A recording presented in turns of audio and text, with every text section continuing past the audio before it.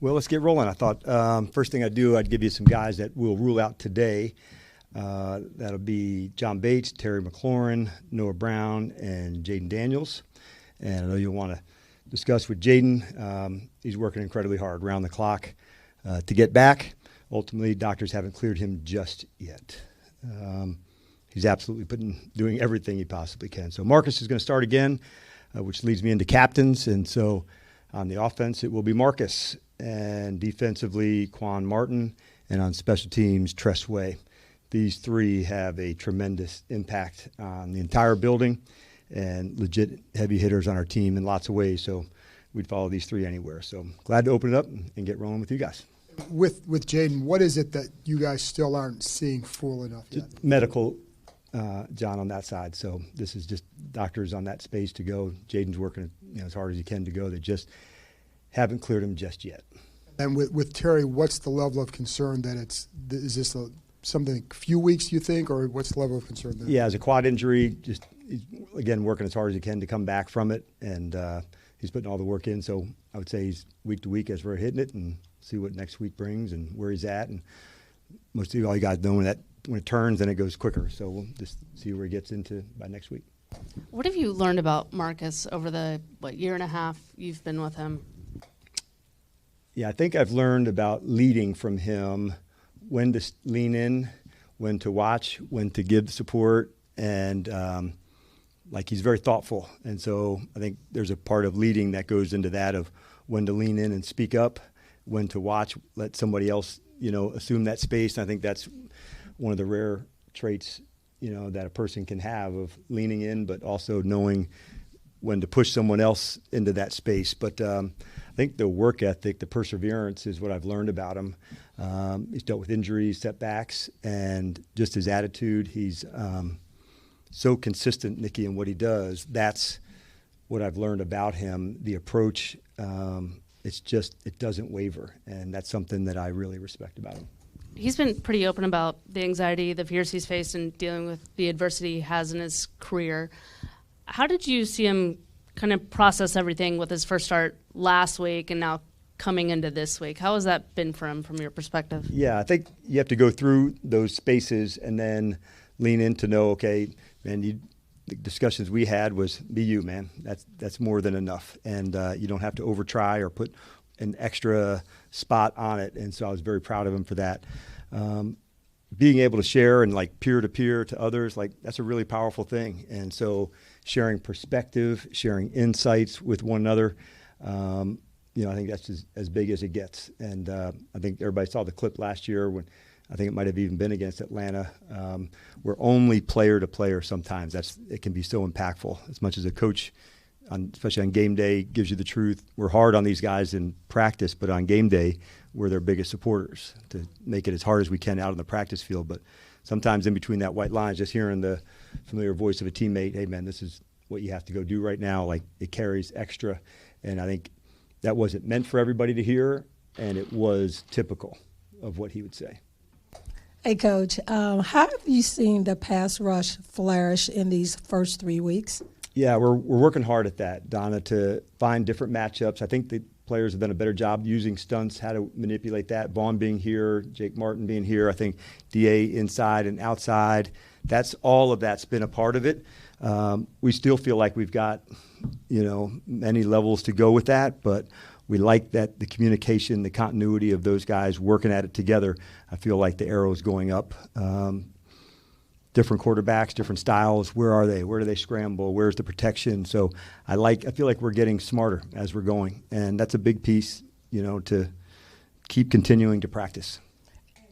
Teams, could you talk a little bit about that? Last week they had 100-some yards in the kickoff and also in the punt return. What are you seeing there?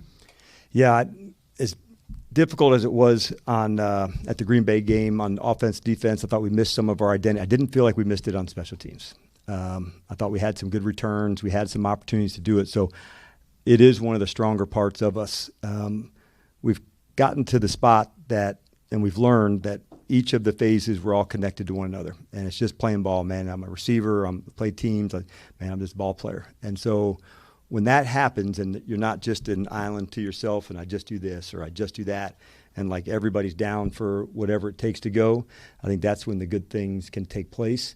Izzo's right there in the front of it. Like, this is the type of guy like you'd want to play for. He's got energy, but I love also seeing the development of like Jordan McGee and Tyler Owens. Like, they've established themselves, their presence, their speed, their physicality, and there'll be others, that will grow from it.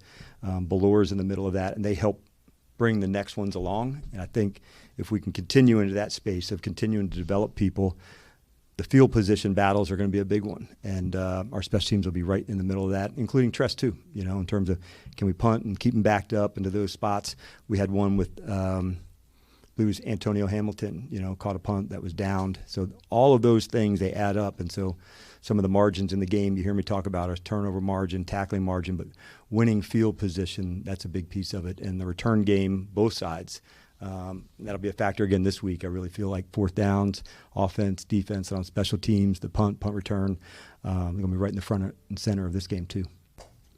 Hey, Coach. So far this season, in the first 3 weeks, you've had 2 rookies get the Pepsi honor of Rookie of the Week. So what can you say about this draft class and what you've seen so far in them? Well, I would say it's nice to share it around a little bit.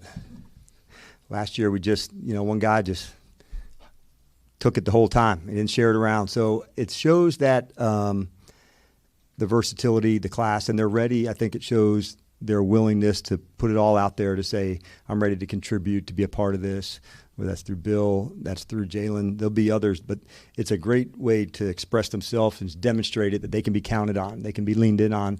Although they're young in their careers, they're ready. And when somebody gets to demonstrate that and get recognized for it, obviously we're all pumped for them. And yesterday I asked Cliff about Coach Anthony Lynn and what he's done to prepare the running back room. So what, from your perspective, what can you share as well? Yeah, Anthony's an incredible story for those that don't know enough about him. Resilient, he's tough, he's demanding, but he's also somebody that played it, has lived it. He's got leadership experience from play caller to head coach. So at the position, step by step by step, like he just doesn't miss any of those. How do we drill it? How do we get to the next spot? Oftentimes with running backs, it's pass protection. Where are they? So Anthony, very detailed into that space. So we're really fortunate that he's here, not just as the running back coach, but just, on our staff, what he stands for. Dan, you didn't mention Bill as part of the injury report. I'm sure we'll see that later. But if he were to be out, he missed obviously the last 2 practices. What does that do for a room that's already shorthanded? What about you guys you have on practice squad? How do they might factor in? Yep, he did a good job today. Yep, good practice. Yeah. So that sounds positive then. Yep. Okay.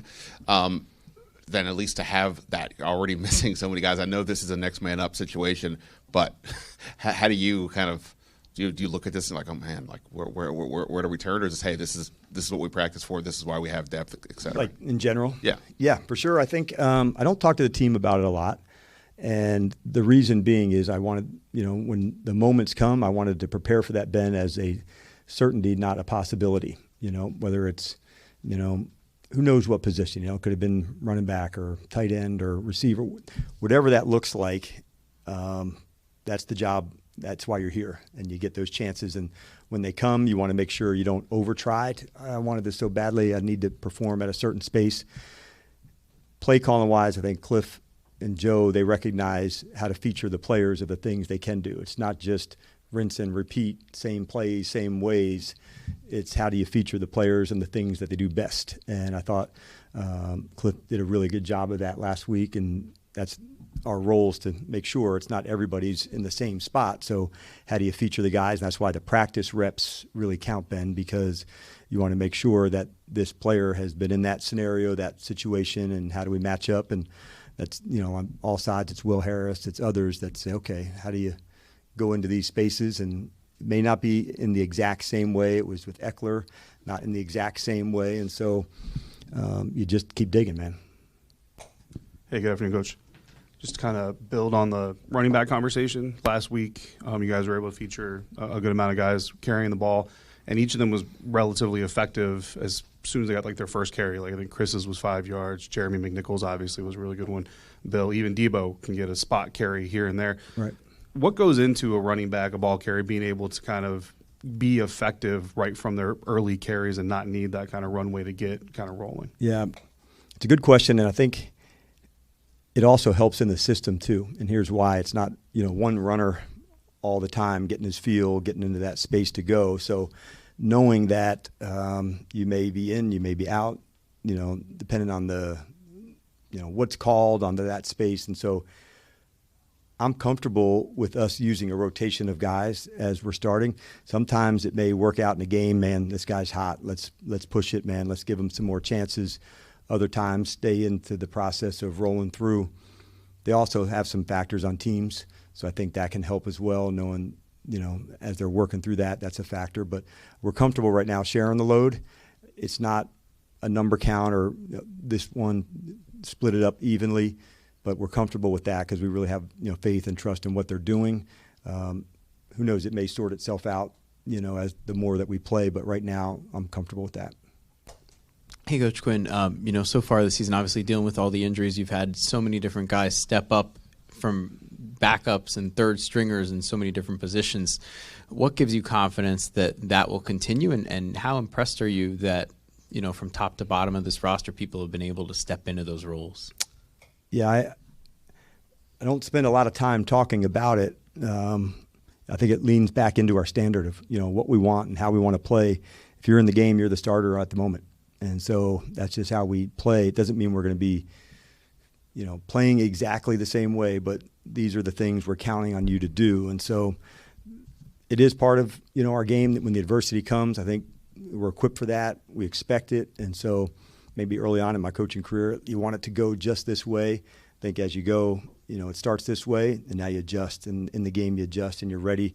And I think those contingency plans help when at practice, you might have saw somebody in today that doesn't normally get a rep, and you're, okay, good catch, good play, in a game rep.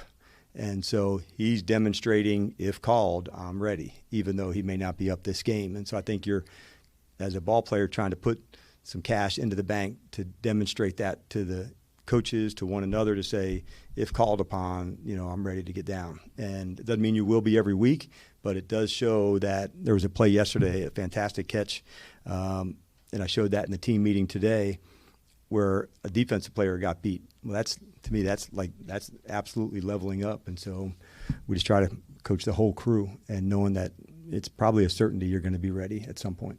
And just specifically with the wide receiver room, with Terry and Noah both still being out this week, obviously we've seen what Debo can do. How critical of a moment is this for guys like Jaden, Lane, and Luke McCaffrey and Chris Moore, maybe some of the other guys that might be getting called up? Right, and I think they're all part of it. Like we have a real system that we believe in, and they've got experience in it. They know what to do, how to do it, and so they're ready for that. Like for Chris and Luke and, like I said, Jalen and others, like, man, they have put in work. So it's now a matter of, like, man, go run this system like you know how. You don't have to do things differently. Just be you, fully turned up. Take three more. Not to go back to Jaden, but we're going to. But we're going to. Understood. He said in the press conference on Wednesday that he was feeling good and he didn't think he was being impacted. I'm curious how much of a factor is that, like how the guy says he's feeling in these sorts of conversations? Yeah, really just we kind of lean into the medical side on that. So for him, I'm not surprised that's the response, also from the work that he's putting in. So I'm not surprised that he would say, man, like, I am feeling good and feeling ready, but it feels like it's around the clock. He's been ready to put all the work in that he needs to. Jaden said he watched most of last Sunday's game up in a box. I was just wondering if there's any reason behind that and if he might do that again. Yeah, he and the teammates that didn't play, that's like pretty standard for us. And so just some time away, like just they might work it really hard Saturday in a rehab, and knowing they're going back at it again first thing Monday morning, those 4 hours on the feet. We just want them to be the support. They're in the locker room with the guys, and then as opposed to just having 4 hours on their feet. That's just how we do it. Do you have something? We can just close it. I know Nikki does. Of course she does. But Devo, since you're out two receivers, do you still anticipate him having his full role in special teams? We do. All right. Thanks, Coach. Thanks, everybody.